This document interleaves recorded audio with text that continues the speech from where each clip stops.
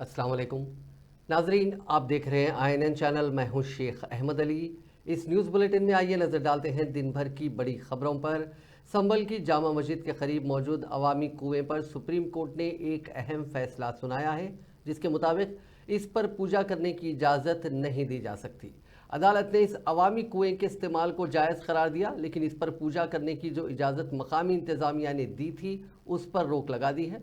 संभल में इस कुएं के हवाले से तनाज़ा उस वक्त शुरू हुआ जब मकामी म्यूनसिपालिटी ने उस कुएं को हरी मंदिर करार देते हुए उस पर पूजा करने की इजाज़त दी। मकामी इंतज़ामिया का कहना था कि कुआं मजहबी अहमियत का हामिल है, लेकिन इस फैसले के खिलाफ जामे मस्जिद की कमेटी ने सुप्रीम कोर्ट में दरख्वास्त दायर की थी। सुप्रीम कोर्ट की बेंच में चीफ जस्टिस संजीव खन्ना और जस्टिस संजय कुमार शामिल थे, जिन्होंने इस मामले पर तफसीली समाअत की। अदालत ने कहा कि अगर ये कुआं अवामी है तो उसे सबके लिए खुला रहना चाहिए और किसी भी किस्म की पूजा पर पाबंदी लगाई जानी चाहिए। सुप्रीम कोर्ट ने वाज़ेह तौर पर कहा कि अवामी कुएं का मकसद लोगों को पानी फराहम करना है, न कि मजहबी इबादत के लिए इस्तेमाल किया जाना चाहिए। समाअत के दौरान अदालत ने उत्तर प्रदेश हुकूमत को हिदायत दी कि वो इस मामले में 2 हफ्तों के अंदर स्टेटस रिपोर्ट जमा कराए। इसी दौरान अदालत ने इस बात पर जोर दिया कि अवामी कुएं की निगरानी के लिए CCTV कैमरे नस्ब किए जाएं ताकि इसका गलत इस्तेमाल ना हो। मुस्लिम बरादरी के नुमाइंदों ने इस दौरान अदालत में कहा कि इस कुएं का इस्तेमाल सिर्फ मस्जिद की ज़रूरियात के लिए होता है और इसमें से पंप के जरिए पानी निकाला जाता है। ताहम उत्तर प्रदेश हुकूमत ने इस मौक़िफ़ की मुखालिफत करते हुए कहा कि यह कुआं अवामी है और इसे अवाम के इस्तेमाल के लिए खुला रहना चाहिए। हुकूमत ने मुस्लिम बरादरी के लोगों पर इल्ज़ाम आयद किया कि वह इस मामले को पेचीदा बनाकर माहौल ख़राब करना चाहते हैं। अदालत ने इस पर मुस्लिम बरादरी की दरख्वास्त पर कहा कि अगर ये कुआं अवामी है तो उसे सब लोगों के लिए खुला रहना चाहिए। चीफ जस्टिस ने यह भी कहा कि अगर यहाँ किसी किस्म की पूजा की जाती है तो उसे फौरी तौर पर रोका जाए। चीफ मिनिस्टर रेवंत रेड्डी ने सरकारी और अखामती स्कूलों में गुज़िश्ता चंद दिनों से पेश आ रहे समीत ग़िज़ा के वाक़यात पर ओहदेदारों पर शदीद बरहमी ज़ाहिर की।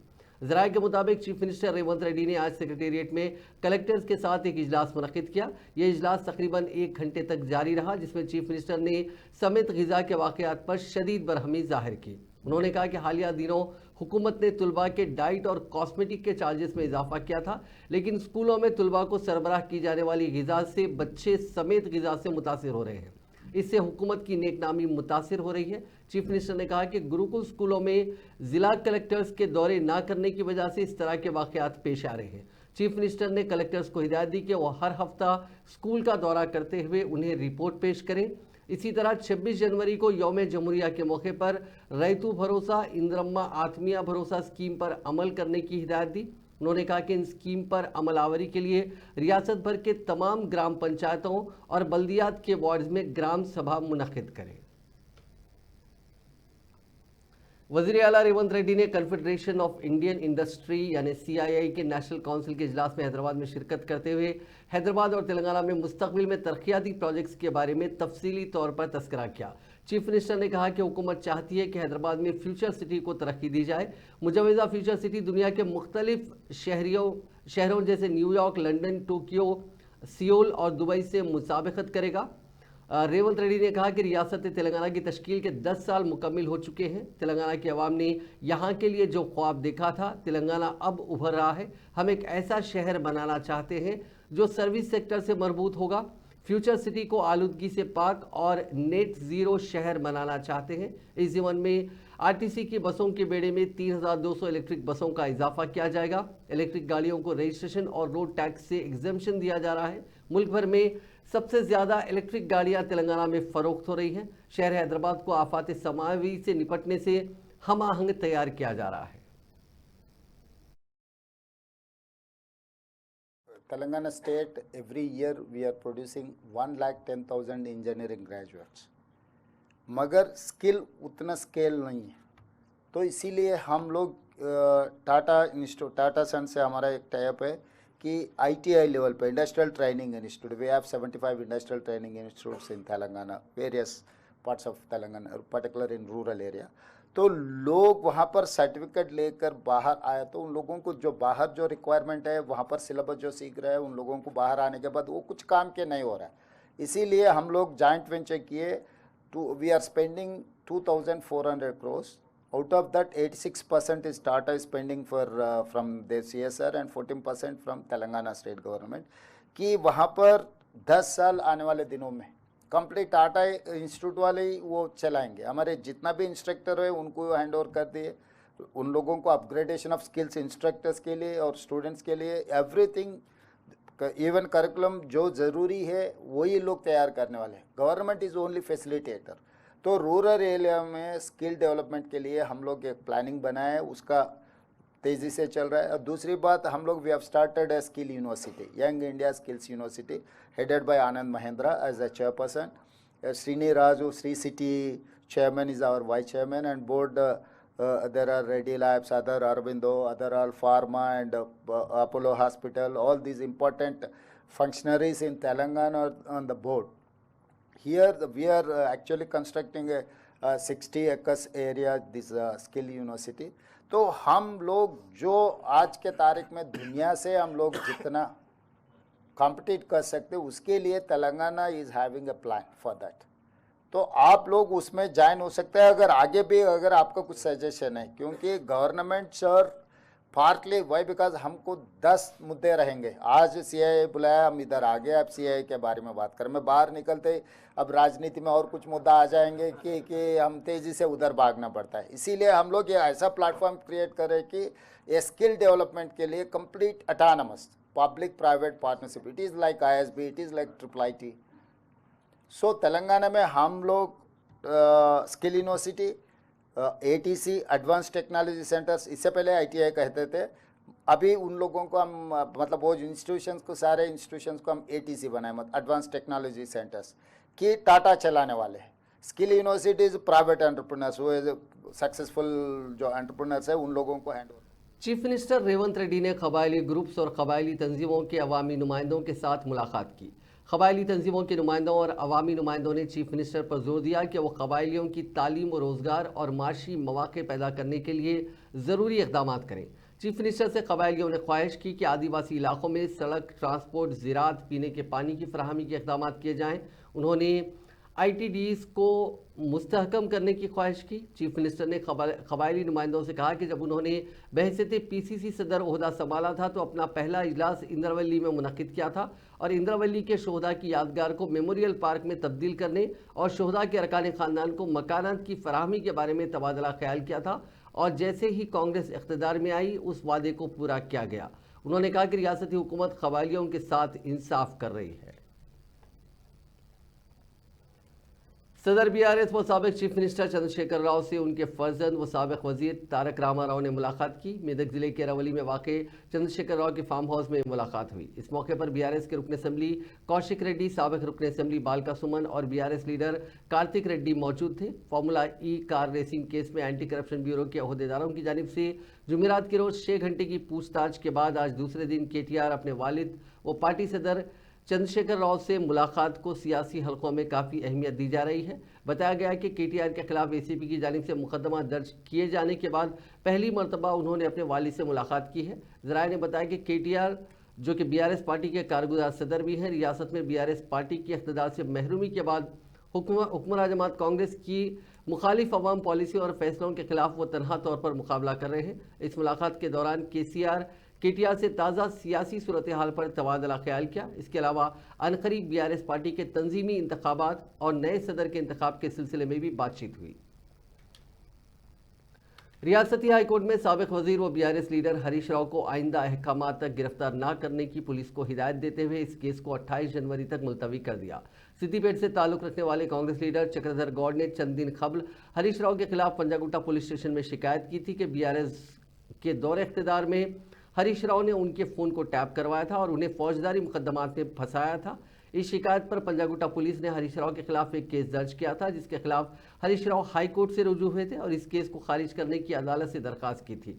चंद दिन कबल इस केस की समाअत करते हुए अदालत ने पंजागुट्टा पुलिस को हिदायत दी थी कि वह हरीश राव को गिरफ्तार न करे। जुमे को इस केस की दोबारा समाअत हुई।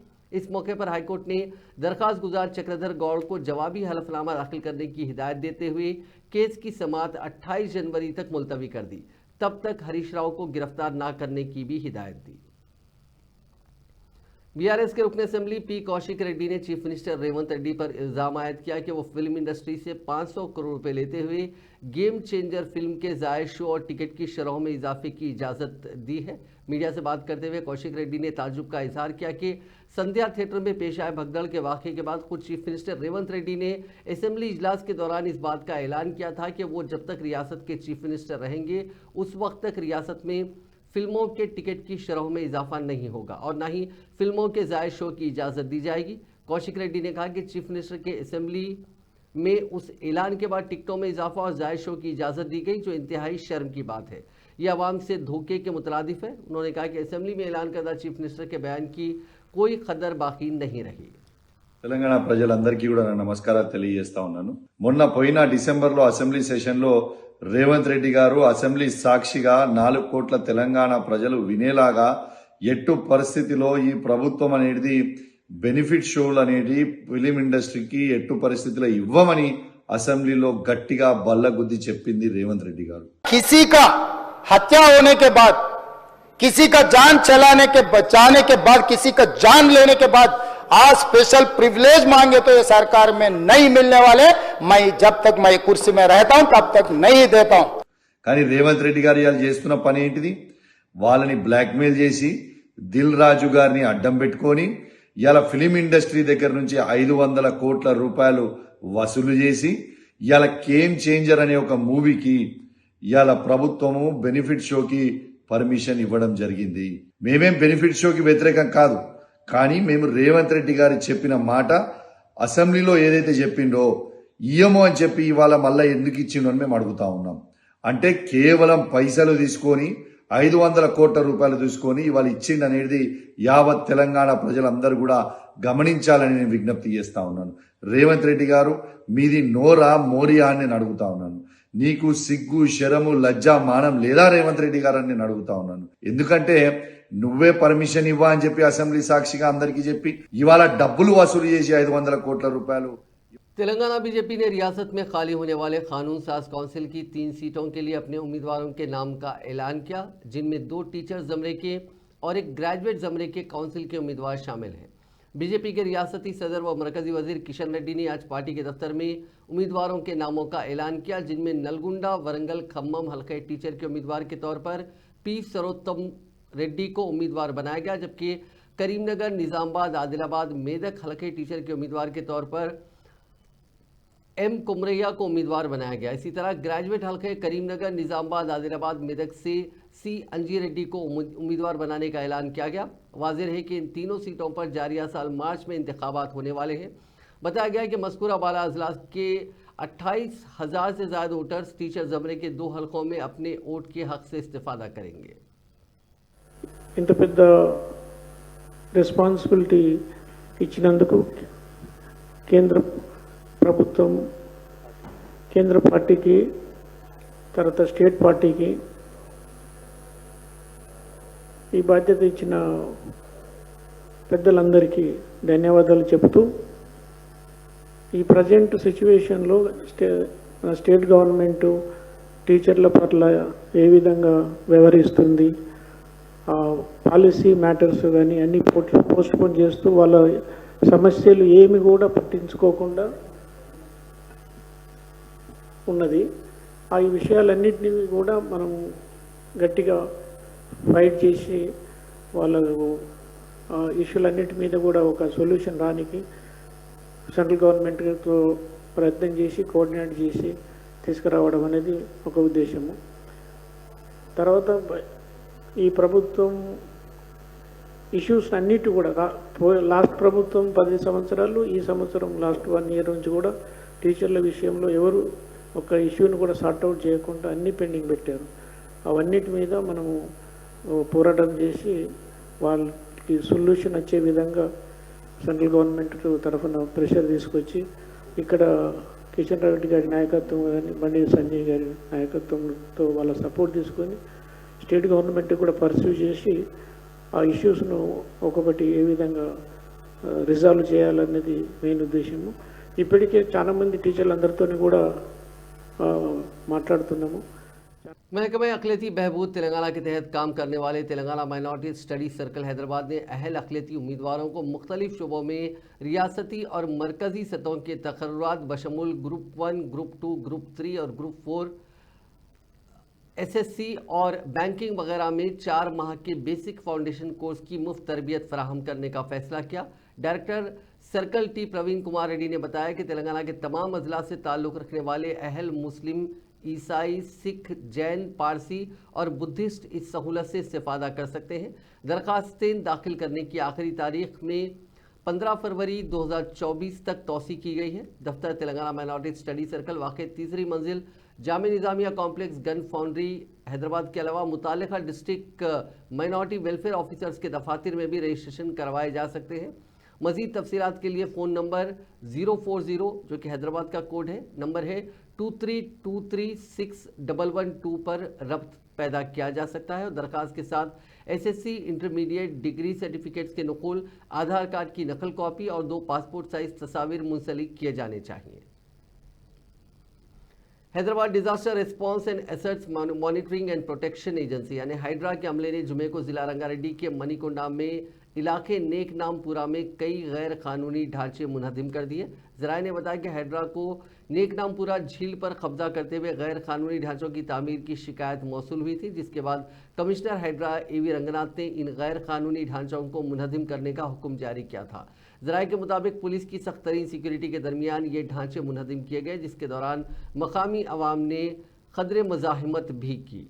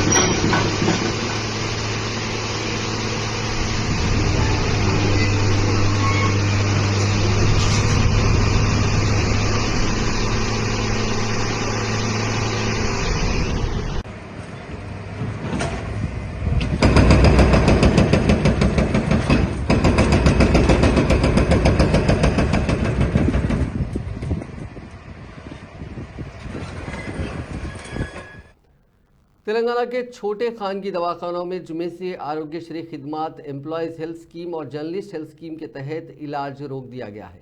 Telangana Aarogyasri network hospitals association के अहदेदारों ने बताया कि हुकूमत इन दवाखानों को तकरीबन 1200 करोड़ रुपए अदाशुदनी है।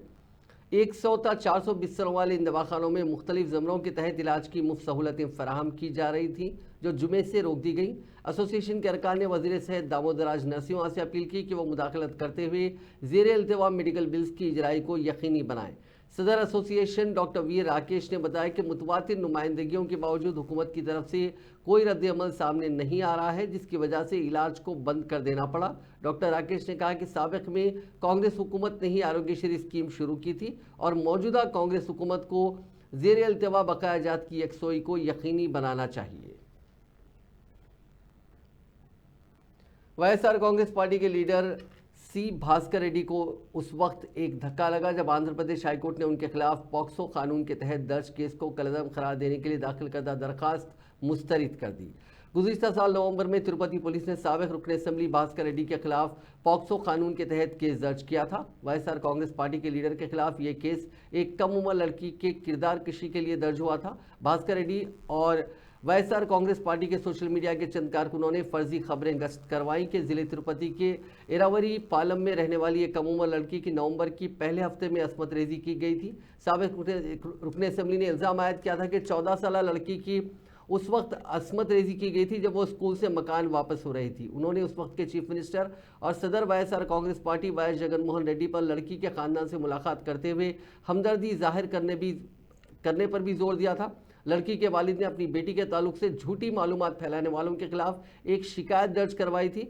उस लड़की ने सरकारी मैटरनिटी हॉस्पिटल में अपने दरकार मुआयने भी करवाए, जिसमें तौसीक हो गई कि असमत रेजी का इल्ज़ाम झूठा था। मेडिकल रिपोर्ट की बुनियाद पर पुलिस ने साबिक रुकन असेंबली के खिलाफ कार्रवाई शुरू की थी। भास्कर रेड्डी का इल्ज़ाम है कि इस केस में उन्हें फंसाया जा रहा है और तेलुगु देशम पार्टी ज़ेर क़यादत हुकूमत इंतकामी सियासत पर उतर आई है। रियासती हाई कोर्ट में फिल्म गेम चेंजर के टिकटों की शरहों में इजाफा और खुसूसी शो की इजाज़त देने के खिलाफ दायर एक दरखास्त पर समाअत हुई। इस मौके पर अदालत ने हालिया दिनों शहर के संध्या थिएटर में पेश आए भगदड़ के वाक़े के पेश नज़र मज़कूरा फिल्म को खुसूसी शो की इजाज़त देने पर नाराज़गी जाहिर की। अदालत ने हुकूमत से सवाल किया कि बेनिफिट शो को मनसूख कर देने का ऐलान करते हुए बिलवास्ता तौर पर खुसूसी शो के नाम पर इजाज़त किस तरह मुनासिब है। आधी रात को 1 बजे शब के बाद से सुबह की अवलीन सातों तक खुसूसी शो की इजाज़त देने के फैसले पर नज़रसानी करने का मशवरा दिया। अदालत ने इस खुसूस में महकमा दाखिला के स्पेशल चीफ सेक्रेटरी को हिदायत दी। अदालत ने कहा कि भारी बजट की फिल्म तैयार करते हुए उसकी रकम शायकीन से वसूल करने का मकसद बनाना मुनासिब अमल नहीं है। फिल्म देखने के लिए आने वाले शायकीन के तहफ़्फ़ुज़ के पेश नज़र बेनिफिट और स्पेशल शो की इजाज़त ना देने का अदालत ने मशवरा दिया। बादअज़ां इस केस की समाअत 24 जनवरी तक मुलतवी कर दी। रियासत में स्कूलों को हफ्ता यानी 11 जनवरी से संक्रांति की तातीलात शुरू हो रही हैं, जो 17 जनवरी तक जारी रहेंगी। 18 जनवरी को स्कूल दोबारा खोल दिए जाएंगे, जबकि जूनियर कॉलेजों को 11 जनवरी से 16 जनवरी तक तातीलात दी गई हैं। 17 जनवरी को कॉलेजेस की कुशादगी अमल में आएगी। इस दौरान बोर्ड ऑफ इंटरमीडिएट ने संक्रांति की तातीलात के दौरान क्लासेस चलाने वाले खानगी कॉलेजेस के खिलाफ सख्त कार्रवाई करने का इंतबाह दिया। हैदराबाद रीजन में कई महकमे पुलिस के कई असिस्टेंट सब इंस्पेक्टर्स को तरक्की दी गई है। 1989 और 1990 बैच से ताल्लुक़ रखने वाले 187 कांस्टेबल्स को असिस्टेंट सब इंस्पेक्टर पर तरक्की दी गई। मल्टी जोन 2 के आईजी सत्यनारायणा ने इस सिलसिले में अहकाम जारी किए, जिसके मुताबिक जोन 4 में 41 कांस्टेबल्स को तरक्की दी गई, जिनमें रच्चाकुंडा पुलिस कमिश्नरेट से वाबस्ता 22 कांस्टेबल, नलगुंडा जिले के 12 और सूर्यापेट के 7 कांस्टेबल शामिल हैं। उत्तर प्रदेश के मेरठ शहर में कलमनाक वाक़या पेश आया, जिसमें 5 अफराद, जिनमें एक मर्द, उसकी बीवी और 3 बेटियां शामिल हैं, उन्हें कत्ल कर दिया गया। पुलिस ने इस वाक़े का नोटिस लेते हुए फौरी तौर पर तहकीकात शुरू कर दी। ये वाक़या गुज़िश्ता रात मेरठ के लिसाड़ी गेट इलाके के एक घर में पेश आया, जहां पुलिस को 5 लाशें बरामद हुई। रिपोर्ट के मुताबिक मख्तूलीन के घर के दरवाजे पर ताला लगा हुआ था और जब पुलिस ने अंदर दाखिल होने की कोशिश की तो एक दिल दहला देने वाला मंजर सामने आया। पुलिस के मुताबिक मख्तूलीन की लाशों पर किसी भारी चीज़ से हमला करने के आसार थे, जिससे जाहिर होता है कि उनका कत्ल बड़ी ही बेदर्दी से किया गया था। मकतूल के भाई ने बताया कि जब वो घर पहुंचा तो दरवाजे पर ताला लगा हुआ था। उसके बाद पुलिस को इतला दी गई। पुलिस के पहुंचने पर छत के रास्ते से कुछ अहलकार अंदर दाखिल हुए, जबकि कुछ दरवाजे का ताला तोड़कर अंदर गए। मकान के अंदर का मंजर इंतहाई खौफनाक था, जहां खून हर तरफ बिखरा हुआ था, सामान बिखरा हुआ था। बच्चियों की लाशें एक बॉक्स में रखी हुई थी और वालिदैन की लाशें बेड के करीब पड़ी हुई थी। पुलिस ने मकतूल की बीवी के खानदान की शिकायत पर 3 नामजद और कई मुश्तबा अफराद के खिलाफ FIR दर्ज की है। इस पूरे मामले की तहकीकात पता बस 5 मोइन चाचा हैं और उनकी वाइफ हैगी, हमारी चाची और 3 बच्चियां हैं। एक 5-6 साल की है लगभग, एक 2-3 साल की है और एक अभी 5-6 महीने की है। क्या हुआ, किस तरह से मिली उनकी बॉडी? मैं तो अभी तक अंदर भी नहीं गई, मुझे नहीं पता। कब से घर में लास्ट टाइम 9 बजे कल शाम बात हुई थी फोन पे, वो भी सिर्फ चाचा से हुई थी। क्या करते हैं? चिनाई का काम करते हैं। यहाँ पे हमारा भैया अस्पताल में देखने आया था, हमारी छोटी भाई ने फोन करा हमारे पास में। वो ये कहने लगे भाई साहब हमारा जो है ना मैं डेट मिल नहीं रही, उनकी बच्ची की तबीयत खराब हो रही, कभी वसीम डॉक्टर का चले हो तो मैंने देख आओ। हमारा देख के आया तो मना कर देगा, यहाँ पे मेरे पास कल रात आए थे। फिर हमने सारे में ढूंढ लिया, फिर रिश्तेदारों में भी गए ढूंढने के लिए, वहाँ भी नहीं मिले। फिर क्या हुआ? इनका फोन हम फोन करे सुबह से आज कोई 11 बजे करीब से इनका फोन ही नहीं उठा। कितने बजे से गए गया तो ये तो मुझे तो पता ही नहीं, मैं तो वहाँ रहता हूँ सोहेल गार्डन में, समर गार्डन में। आपको कैसे पता? जिले राजन्ना से जिला पुलिस ने एक 4 साला लड़की के अगवा का मुअम्मा हल करते हुए इस वाक़े में मुलविस 3 खवातीन को गिरफ्तार कर लिया। पुलिस ने बताया कि जिले जगतियाल के कोडिमल मंडल के चिंतलापल्ली के रहने वाले एस मधु और लासिया को 2 बेटियां हैं। लासिया नाम यह खातून दिमागी तौर पर मुतासिर है, इसलिए वो अपने शोहर से अलहदा रहा करती है।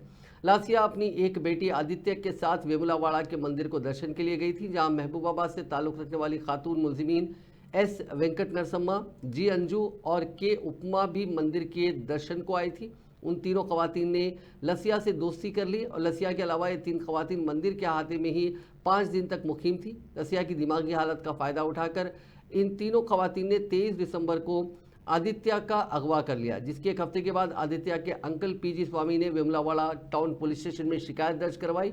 पुलिस को लसिया से कोई खास मालूमात हासिल नहीं हुई क्योंकि उसकी दिमागी हालत ठीक नहीं है, जिसके बाद लड़की का पता चलाने के लिए 7 स्पेशल टीम्स तश्कील दी गई। वेमुलावाड़ा मंदिर में सीसीटीवी फुटेज का जायजा लेने के बाद मुलजिमीन खवातीन की नकलो हरकत का पता चला। पुलिस ने करीमनगर, वरंगल, हैदराबाद, विजयवाड़ा, खम्मम और कोडाट के रेलवे स्टेशन के अलावा बस स्टेशनों के सीसीटीवी फुटेजेस की भी जांच की। बादअज़ां आदित्य नामी लड़की को उन खवातीन के चुंगल से छुड़ाते हुए उसे एसपी ऑफिस में मुताल्लिका अहदेदारों के हवाले कर दिया गया। जिले सूर्यापेट में सूर्यापेट खम्मम कौमी शाहरा पर एक खानगी ट्रैवल्स की बस ठहरी हुई लॉरी से टकरा गई, जिसके नतीजे में 4 अफराद बशमूल 2 खवातीन हलाक हो गए। इस वाक़े में दूसरे कई अफराद जख्मी भी हो गए, जिनमें चंद शदीद जख्मी हुए हैं। यह हादसा चिमुला मंडल के आलापुरम में पेश आया। पुलिस के मुताबिक ये बस ओडिशा से हैदराबाद जा रही थी कि हादसे का शिकार हो गई। महलूकीन में मजदूर शामिल हैं जो ओडिशा से ताल्लुक़ रखते हैं। जख्मियों को इलाज के लिए करीबी एरिया अस्पताल में शरीक करवाया गया। महलूकीन की तादाद में इजाफे का अंदेशा जाहिर किया गया। हैदराबाद के गोशा महल में चाकनाबाड़ी का नाला फिर एक मरतबा मुनहदिम हो गया, जिसके नतीजे में क्रशर लॉरी उसमें उलट गई। लॉरी का ड्राइवर इस हादसे में करिश्माती तौर पर जिंदा बच गया। बताया गया कि मुनहदिम शुदा नाले का काम जारी था, इसी दौरान यह हादसा पेश आया। इस हादसे से मकामी अफराद को काफ़ी परेशानियों का सामना करना पड़ रहा है।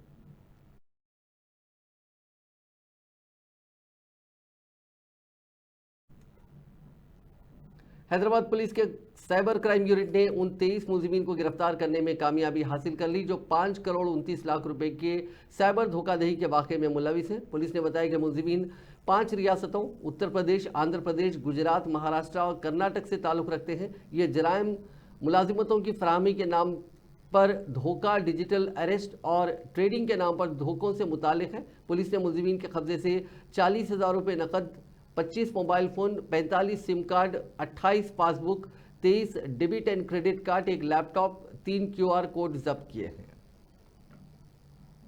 गाजा में फ़लस्तीनियों के खिलाफ इसराइली जारहियत के बाद यमन के हौसी फोर्सेस ने इसराइल पर हमला तेज़ कर दिया है। इसराइल डिफेंस फोर्स के मुताबिक अक्टूबर 2023 से अब तक हौसियों ने इसराइल की जानिब तकरीबन 40 ज़मीन से सतह पर मार करने वाले मिसाइल और 320 ड्रोन दागे हैं। इन हमलों का मकसद गाजा के मजलूम फ़लस्तीनी अवाम के साथ यकजहती का इजहार करना बताया गया है।